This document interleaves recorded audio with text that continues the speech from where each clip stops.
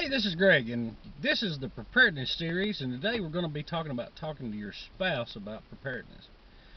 You know, as I went through, I realized we've already covered several topics. We've covered water, we've covered coming up with money for your preps, we've covered, making a list of things that you're preparing for, we've covered reasons that people don't prepare or excuses.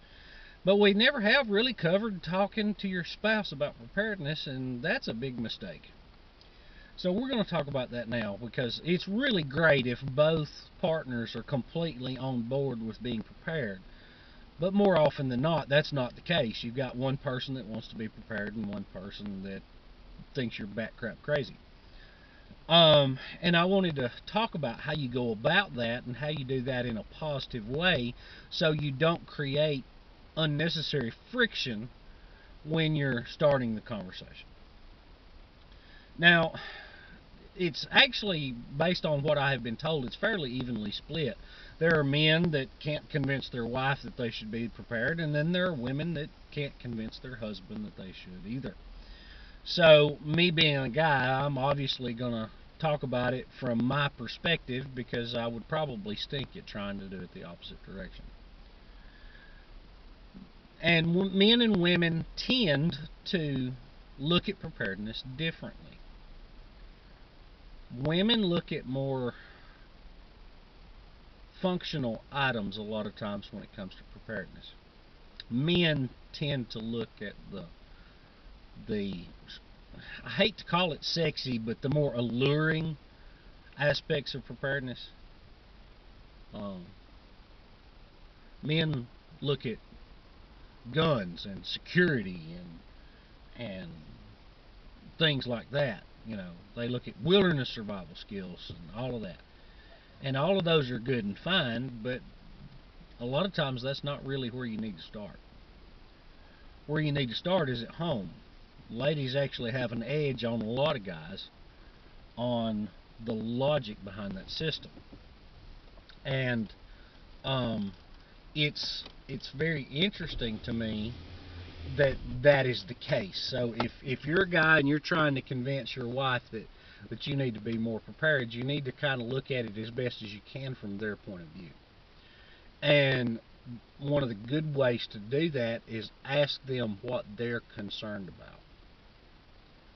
You're going to want this to be a dialogue, not a monologue. Because if you go in there, guys, and you say, all right, baby, we're going to start preparing, and I'm worried about a nuclear holocaust, number one, she's going to think you've gone off your rocker. And then number two, if you say, now the way that we need to prepare is I need to take some tactical firearms training. Yeah, that's a no-go from the get-go. So by engaging your spouse in the conversation, you're going to make the conversation a heck of a lot easier. Baby, what do you feel concerned about? And you let them talk. Okay. Now where we are, tornadoes is going to be number one. Drought, severe drought could be in the top 5 or top 10. During the wintertime, a freak snowstorm can be in that list.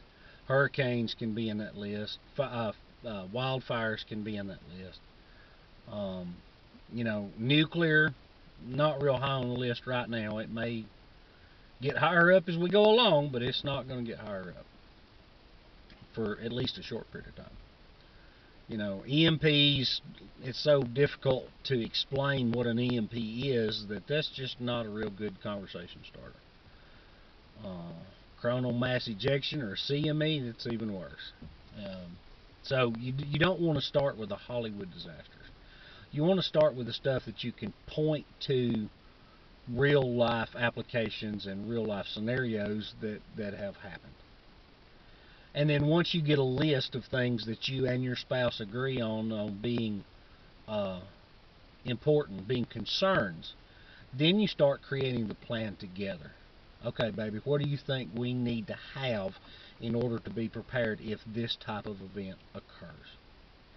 Now, in wilderness survival, when you're first starting, you've got all of the basics that you have to cover: shelter, food, water, and fire. Those are your four. Now, you can add to that security, and then you can add several things onto that. But if you don't have food, water, shelter, and fire in a wilderness situation, you're going to die, okay, if it's an extended period of time. The same thing is true around your home. If you got a home, you've got shelter taken care of. Food, water, and fire in the case of a home is actually going to be energy. So we're going to substitute those out. So when you start having that conversation, you're going to want to help develop that plan together. Okay, baby, how are we going to have water if something happens and say that there's a flood that has contaminated the water that comes out of the tap? How are we going to do that?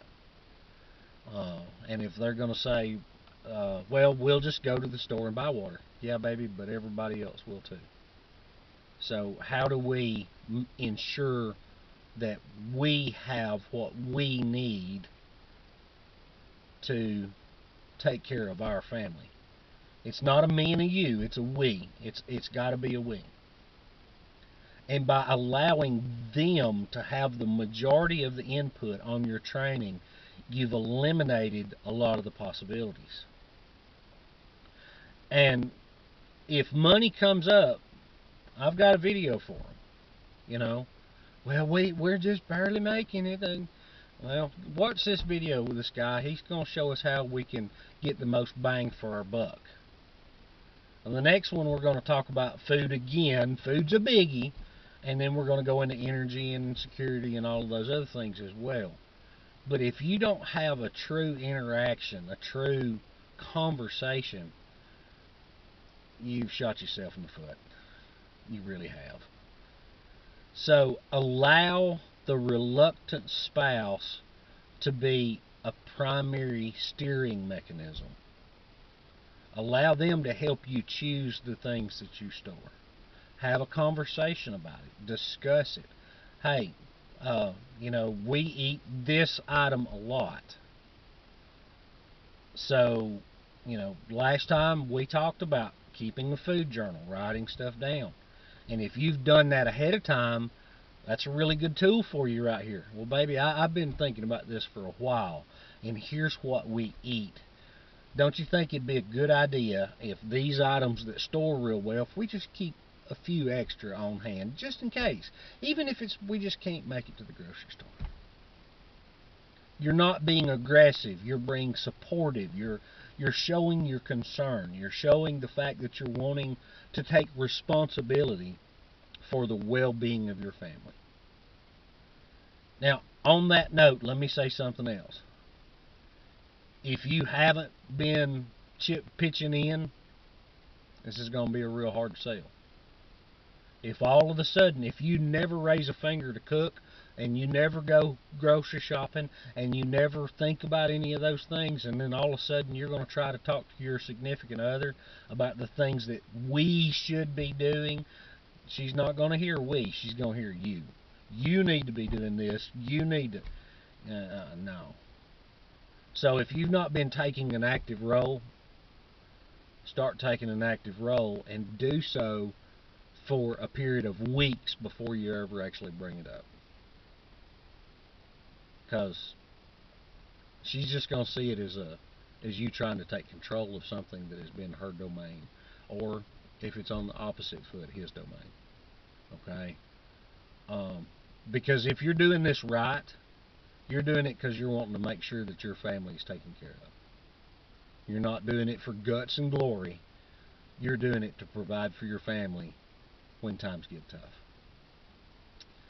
Well, alrighty then. I hope you enjoyed it. I'd love to hear your questions. We're actually about to start a new series. I don't know what day it's going to be on yet. It's going to be Ask Greg. It's going to be questions that I have emailed in. I'm going to provide an email list link in the bottom. If you have any questions about anything under the sun, you can send them to me. And if I don't know, I'm honest enough to tell you, I don't know. But if I do have a decent answer for you, look for it in a video upcoming. Alright, step by step, we're bringing rural back. I hope you have a great day. Bye-bye.